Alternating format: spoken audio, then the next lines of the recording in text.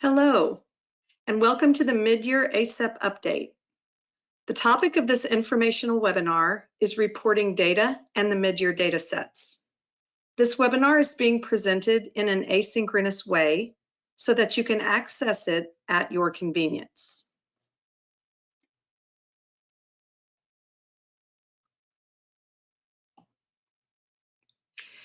This webinar is being presented by the TEA Division of Educator Preparation, Testing, and Standards. Your presenter today is Lori Ayers.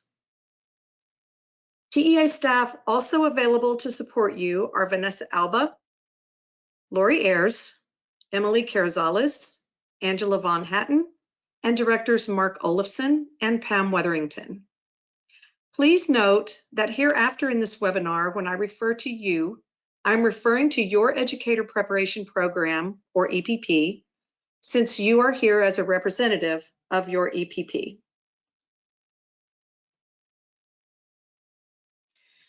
We have a short agenda today. We will begin by reviewing some requirements and expectations around reporting the data generated by your EPP. We will also provide some reminders about data you should be collecting and will be required to report at the end of the academic year. TEA has also prepared mid-year data sets for you, which we will touch on a bit later in the webinar, followed by some helpful hints and reminders that will make your required state reporting easier. Please contact your assigned education specialist if you have questions after reviewing this webinar. I will use some acronyms today that will be important for you to know as you're following along with the presentation. First is ECOS, or ECOS, which refers to the Educator Certification Online System that houses educator and EPP data for the state. You are most familiar with the ECOS for Entities, which is the green screen that your EPP uses to create admission records for candidates, grant test approval, report candidate enrollment, and recommend certificates. Second is ASEP, or ASEP, which refers to the Accountability System for Educator Preparation. It is also a menu option within the ECOS for Entities green screen. EPP admission data, enrollment data, and observation data are entered and managed through links on the ASEP menu. When I use the terms ASEP reporting or state reporting, I will be referring to the required data that each EPP must report each year by September 15 and the related activity around entering and submitting that data. As you're working on data collection and continuing with your plan for a smooth data submission in September, you have some helpful resources available to you.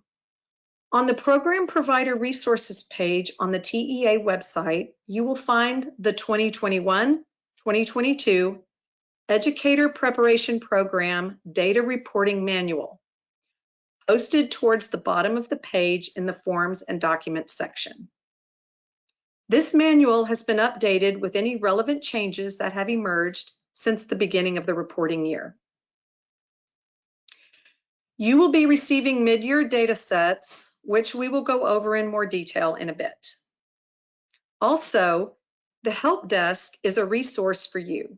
It is easily accessed via the link at the top of the TEA homepage at tea.texas.gov. When you click on the help desk icon, you will be transported to a page full of colorful tiles. Look for the ocean blue tile that says Educator Testing and Preparation Programs. If you click on that tile, you will be given 3 options to route your question to the best department for a response. Choose the option that says Data Reporting. Then just fill out the request form and attach any necessary related documents and submit. The help desk is secure, so you can submit your questions and/or data files to TEA with confidence.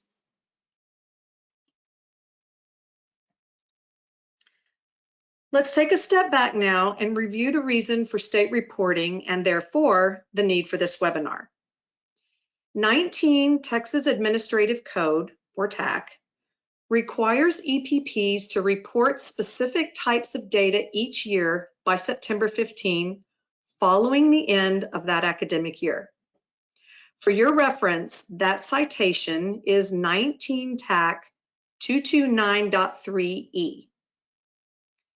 19 TAC 229.3 F1 and the related figure provide more detail about the data that TEA is required to collect and that EPPs are required to report.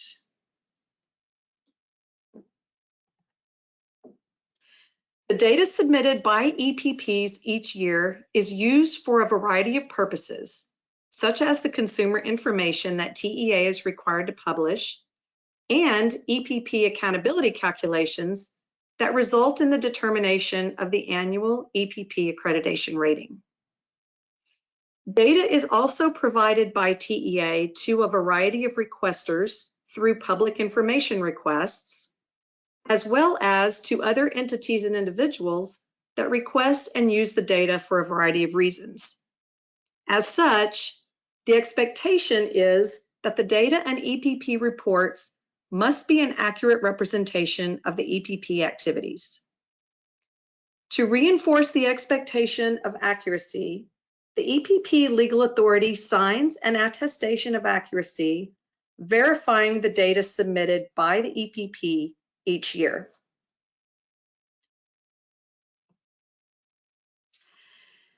This timeline represents the academic year, which is also the reporting year. With respect to state reporting, you can see that we are halfway through that year. The yellow circle at center is our current point in the year. So we have before us as much time as we have behind us for data collection and organizing ourselves for reporting. TEA has been busy generating data sets, working with IT on some updates to ECOS to facilitate reporting, and putting together the resources we've reviewed earlier. If your EPP has not been equally busy preparing for your part of the data reporting process, then now is the time to get busy.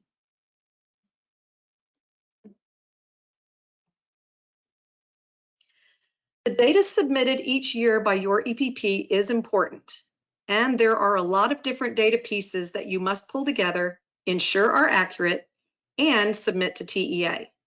As such, we know data reporting crunch time in late August and early September can be stressful. So we encourage you to plan at the beginning of the year and implement a process for data collection. In other words, begin with the end in mind. As is our frequent message, we encourage you to set some goals and put a plan in place to collect and input data throughout the year instead of waiting until the final 2 weeks of the year. That is sound advice. And if you have not yet done that, it is not too late to start. We are midway through the year. At the very minimum, at this point, you should have most, if not all, of the data for your fall 2021 candidates already in ECOS. If those candidates have been standard certified, you should have all of their data updated in ECOS, including observations and finisher status.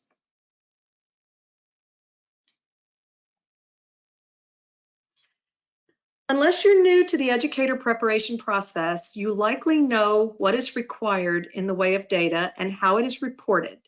But let's review anyway, so that you can move forward with confidence for the remainder of the reporting year.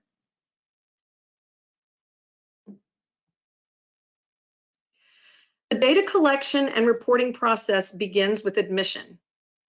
Candidate admissions are reported to TEA within 7 calendar days of the formal admission date by creating an admission record in ECOS. The admission record is designed to capture the data that TEA is required to collect. The admission record may be created in one of 2 ways in the ASEP drop-down menu in your ECOS for Entities green screen. First, by putting all of the required admission data for multiple candidates into a CSV formatted spreadsheet and uploading via the Upload Admissions link. Or alternatively, by using the admission search link to manually create an admission record for an individual candidate. Existing admission records may be edited using either admission search or maintain admissions. The admission record has a very helpful feature in that it automatically creates 2 more records for the admitted candidate. First, a test approval record is created for each test that will be required for that candidate's certificate, and the status is populated as eligible so that candidates cannot actually test until you're ready to approve the testing. Second, an enrollment record is created on the Finish Your Records list, and the status is populated as Other Enrolled. For your convenience, that Other Enrolled status will roll over each year the candidate is enrolled until you change the status to Finisher, or until the candidate leaves and you remove the candidate from the enrollment record.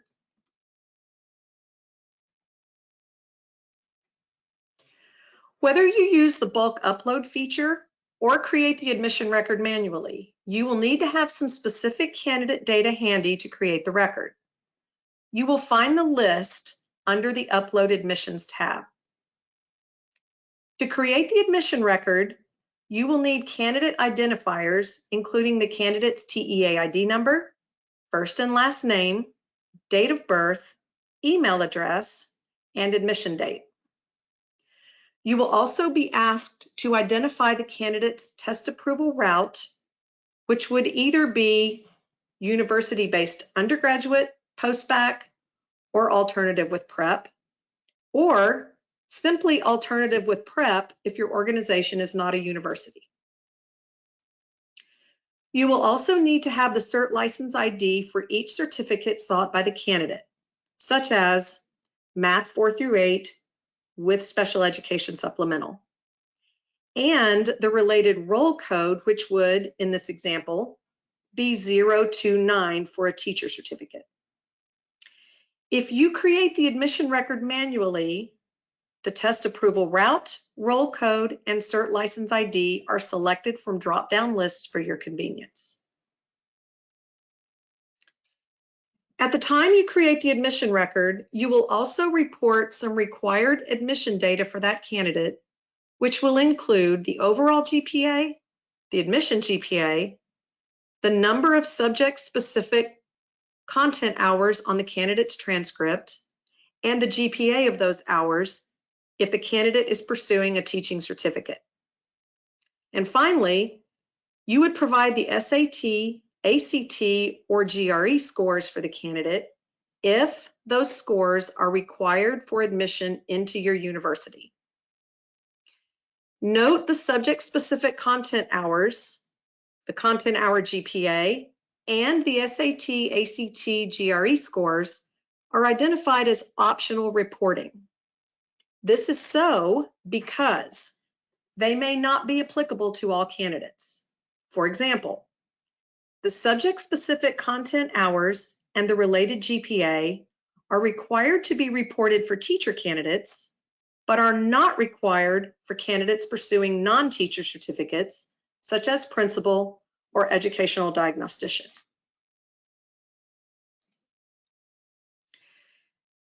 The items on the list on this slide that are marked with an asterisk are those that cannot be edited once you have saved the record.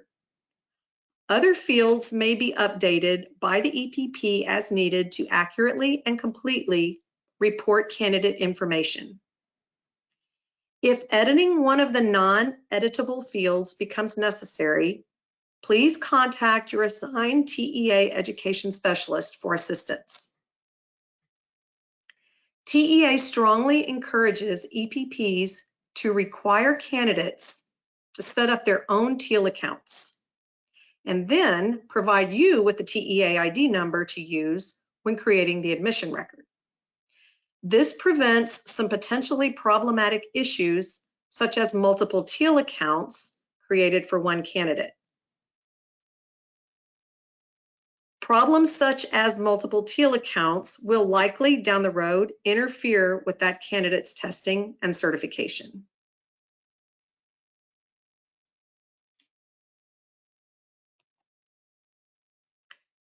Note that this pro tip relates to my previous comment about having candidates create their own teal accounts. We strongly encourage you to adopt this practice. Numerous issues can develop when EPPs assist candidates by creating the teal account when the admission record is created. Some of our EPPs require the applicants to provide the TEA ID number in the admission application.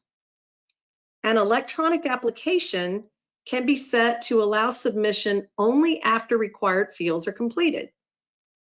When you use the TEA ID number to create the admission record, you will have added assurance that the record is correct because you will get an error message if the TEA ID number does not match the name of the person you were trying to enter. This helps to avoid issues such as duplicate accounts. Some things to remember about admission records that will facilitate your reporting process are that admission records cannot and should not be deleted unless they were truly created in error. Currently, EPPs can edit admission records manually and via bulk upload due to an ECOS enhancement last year. The bulk upload option will allow EPPs to upload edits for multiple candidates, similar to the way enrollment status and test approvals can be uploaded using a CSV file via the related upload links in the ASEP menu. And finally, remember that admission records for 2021, 2022 may not be created after August 31st, 2022, except for those candidates with admission dates that are in the last week of August.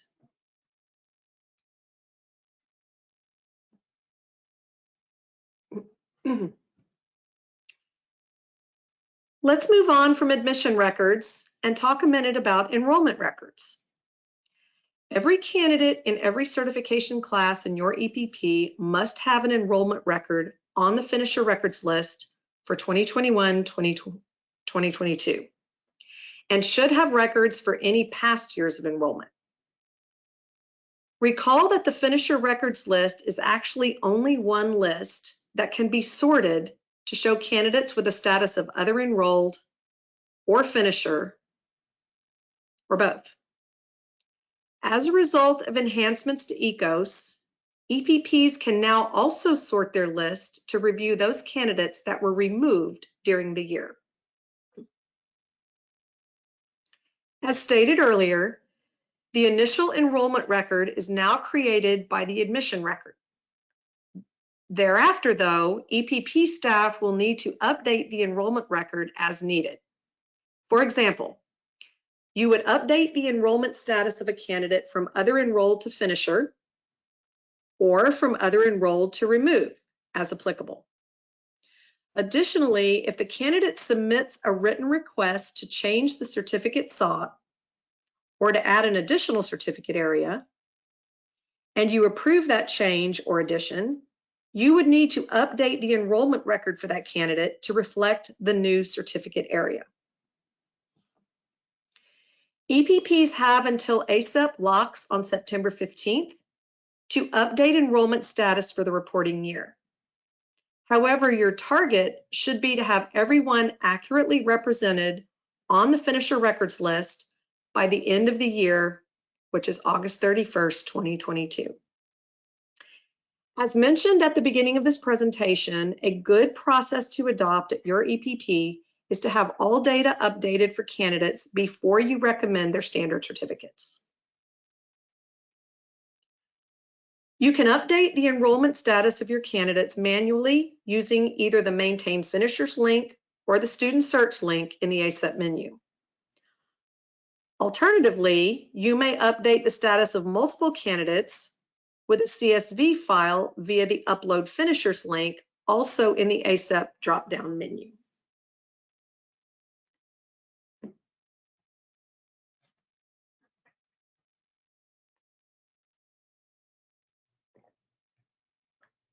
To reinforce some key reminders for enrollment records, remember that the records for each candidate must reflect the enrollment status and all certificates sought by the candidate and must be accurate as of the end of the reporting year.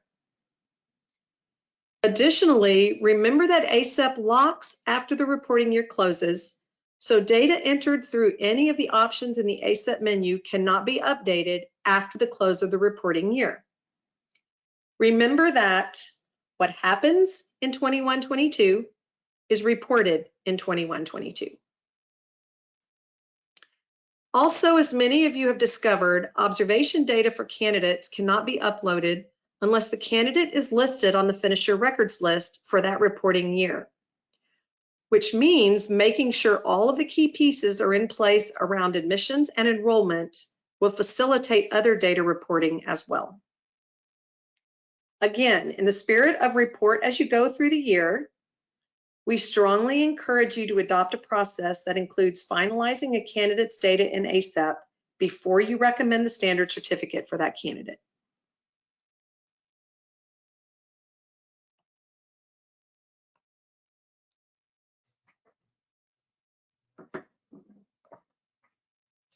We've reviewed the admissions data and enrollment data and some reminders for reporting each in ECOS.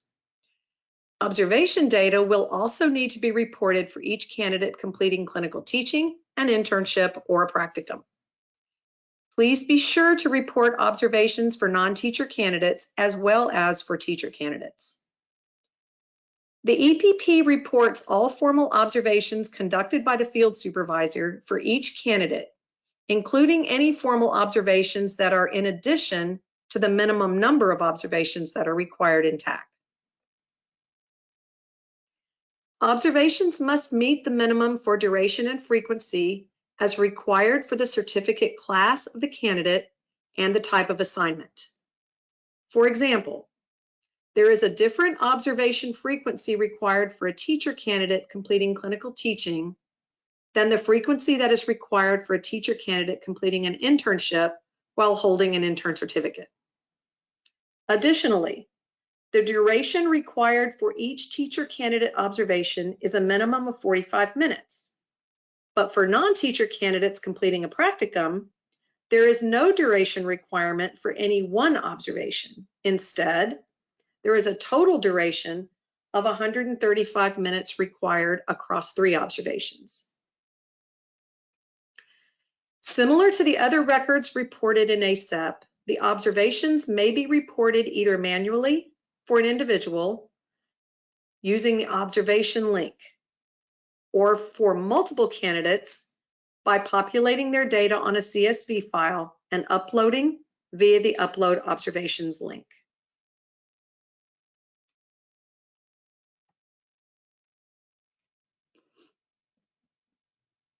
When you are reporting observation data for your candidates, you will need to have specific information on hand. You will need to have the first and last name and TEA ID number for both the candidate and the field supervisor that conducted the observation. Names must be spelled accurately as they are listed in ECOS and in your field supervisor database. You will also need to report the assignment start and end dates, as well as the actual date of the observation. The assignment type, the duration of the observation, and any comments about the observation will also be included in the record. Speaking of the field supervisor database, remember that your field supervisor must be listed there, or the EPP will not be able to report observations conducted by that field supervisor.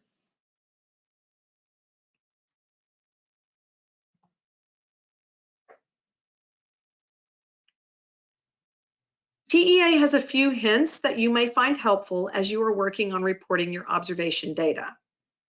First, candidates must be listed on the Finish Your Records list for 2021-2022 with an enrollment status of either enrolled or finisher. Second, report all formal observations that occur in the 2021-2022 reporting year via the ASEP drop-down menu in your ECOS for Entities green screen. Note that the start and end date of the assignment and the effective dates on the certificate may be outside the reporting year, but the observation date must be within the reporting year. Additionally, the observation date must be within the effective dates on the certificate and must be within the assignment start and end dates. In prior years, there were problems with creating observation records for observations conducted in the summer after July 1st. This was mostly happening with superintendent candidates because some of their educator standards allow for some of their practicum hours to be completed in summer months. This issue was due to a data validation step in ASEP that identified anything after 7/1, July 1, as occurring in the next reporting year, which would, of course, not be unlocked yet. TEA updated ECOS last year, so this issue has been resolved. Thinking further about non-teacher programs, the third bullet reminds us to please use the NONTCH code for all non-teacher observations, including those conducted for candidates who completed their practicum while holding an intern or probationary certificate. Finally, the best advice from TEA is for EPPs to upload observations as they occur throughout the year instead of waiting until the last few days of state reporting. That way, all observation data is entered and EPPs have time to troubleshoot any issues that may come up.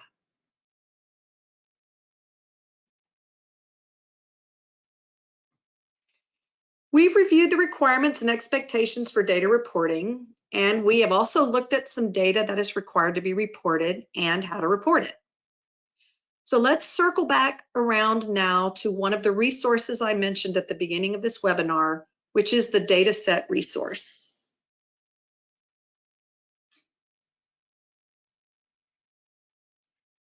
For the last 3 years, TEA has provided EPPs with mid-year data sets that reflected a variety of data that had been reported by the EPP during the first half of the reporting year. EPPs overall found these data sets to be helpful and provided TEA positive feedback to that effect. TEA has heard you and will be providing those data sets to EPPs again this year. Sometime on March 31st, your EPP legal authority received 3 data sets that represent data generated and/or reported by your EPP from September 1st, 2021 through mid-March. The first 2 data sets included observations your EPP has reported for all candidates during 2021-2022 through March 24th. And the current test pass rates for tests taken by your candidates through March 22nd. Third data set may be used for cleanup. This data set will show the EPP the candidates that are currently enrolled with the status of other enrolled on the finisher records list, as well as those who have rolled over as other enrolled for multiple years. If you have candidates who are enrolled with the status of other enrolled and who are no longer with the EPP, you will need to change their enrollment status to remove before the close of state reporting on September 15 or by the better target date of August 31st, 2022. Also included in the email was a guide to the data sets that describes what each set and tab is.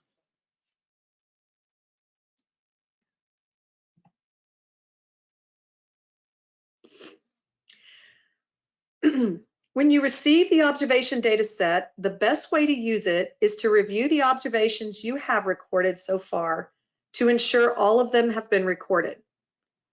Meeting the performance standard for completion of observations depends on the EPP reporting all observations completed. So remember, leave no observation behind. The data set that depicts your current pass rates is for your information and reflection only. Obviously, keeping an eye on your pass rates for all tests will help you stay on top of curriculum updates and/or modifications to your test readiness requirements that may be needed for specific certificate areas. As mentioned on the previous slide, one key use of Dataset 3 is to help you with cleanup of your finisher records list. As you are aware, candidates with the status of other enrolled at the end of one reporting year will roll over to the new reporting year automatically. While this is a very helpful feature for record keeping, it does pose a problem when a candidate leaves the EPP unnoticed. That candidate will continue to roll over to a new list every year, even though he or she is no longer actively enrolled. Please take some time to clean up your finisher records list by verifying enrollment status and certificates sought for current candidates, and remove or correct enrollment records as needed. Remember that you can upload to update this information. Instructions are included in the technical manual. Keep in mind that once you have all data entered accurately and your finisher records list accurately reflects the enrollment status and certificate area of each candidate, your EPP legal authority will be able to sign the data verification attestation with confidence.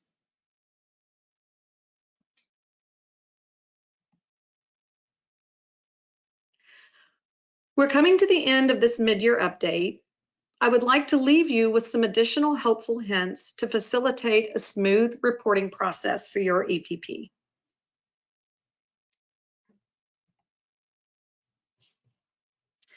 Your TEA directors and education specialists see and hear about many of the successes and problems around state reporting each year.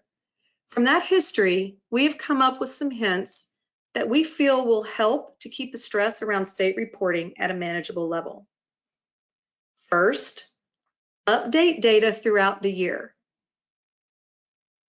ECOS has experienced slowdowns during heavy traffic in August and September.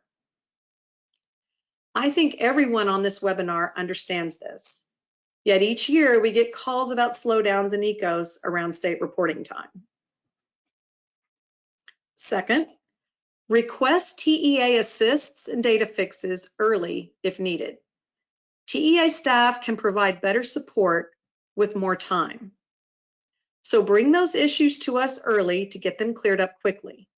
Solving your issues may also help TEA efficiently resolve the same issues for others. We are all in this together.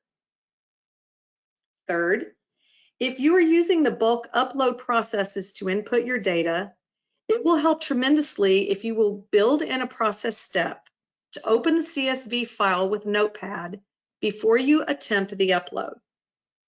We all know that one stray mark can cause a problem in a CSV file, and stray marks, spacing issues, and missing data are easily identified in the Notepad format. Fourth, adopt the practice of ensuring all candidate data is updated in ECOS before recommending the standard certificate for that candidate. Next, watch the EPP newsletter for updates and information about ECOS. If you have not subscribed to the EPP newsletter and need assistance doing so, contact your assigned education specialist. The newsletter is a fantastic resource for EPPs. Additionally, past newsletters are posted on the Program Provider Resources page on the TEA website. And finally, report system issues to TEA staff ASAP. We appreciate your input. The sooner we know about a system issue, the quicker we can either help you correct it or submit a request to IT if necessary to resolve a larger issue.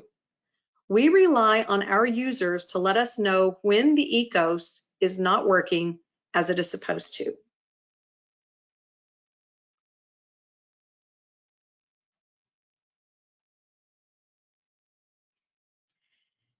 As a reminder, for 2020-2021, the State Board of Educator Certification, or SBEC,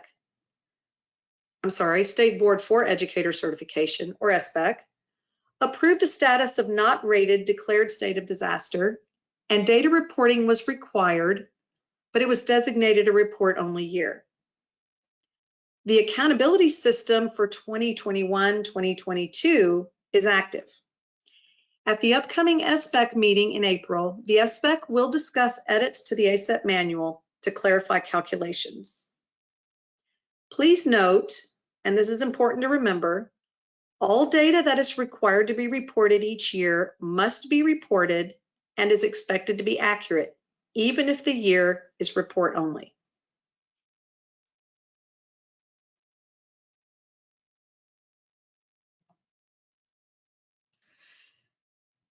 Before we leave you today, I have a couple of reminders. First, please continue to watch the newsletter for updates about reporting and EGOS.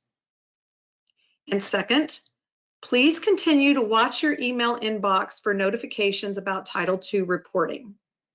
The new vendor, RTI, should be sending information as soon as they have it.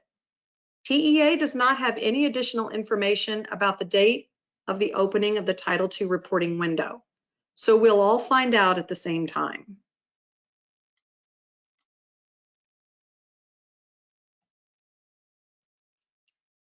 Thank you so much for viewing this training. I've enjoyed being your presenter today and conveying information and reminders to you that I hope you found helpful.